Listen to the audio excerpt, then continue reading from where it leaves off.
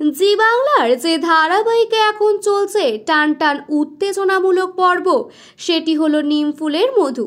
ধারাবাহিকটি এখন বেশ জনপ্রিয় হয়ে উঠেছে। রাত ৮টা বাজলেই সকলের ঘরে ঘরে টিভির পর্দায় চলতে থাকে এই জনপ্রিয় ধারাবাহিকটি। সবাই অধীর আগ্রহী হয়ে ধারাবাহিকটি দেখতে থাকেন।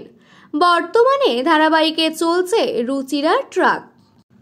রুচিরাকে খুনের দায়ে মিথ্যা অভিযোগ করে ফাঁসানো হয় পর্ণাকে, কিন্তু পর্ণা যে নির্দোষ সেটা প্রমাণ করতে পর্দার পাশে রয়েছে সৃজন।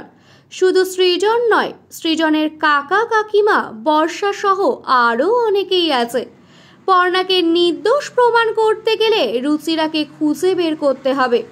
সবাই মিলে খোঁজ করে রুচিরার, অবশেষে খুঁজে পায় রুচিরাকে। রুচিরাকে উদ্ধার করতে গিয়ে তারা আবার একটা বিপদের মধ্যে পড়ে। রনি এবং তার দলবল সেখানে পৌঁছে যায়।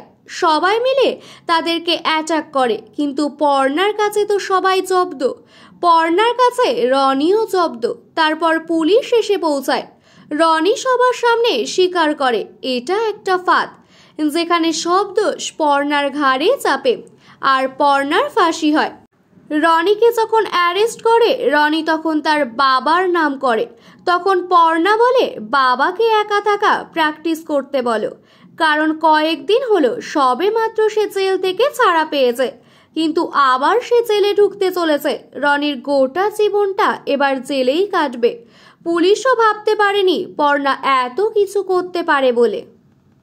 পর্ণার এই সাফল্যে সবাই মুখরিত। গোটা দত্ত বাড়ির লোক সকলেই খুশি।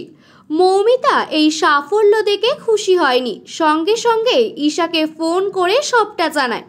আর সৃজন পর্ণার এই কাছাকাছি আসাটা মেনে নিতে পারছে না সৃজনের মা। কৃষ্ণা ভাবছে তার ছেলে আবার পর হয়ে গেল, মায়ের আঁচল ছেড়ে বউয়ের আঁচল ধরল। আর তা দেখে কৃষ্ণা হিংসা করতে থাকে, আবার শাশুড়ি বৌমার কোন্দল হবে।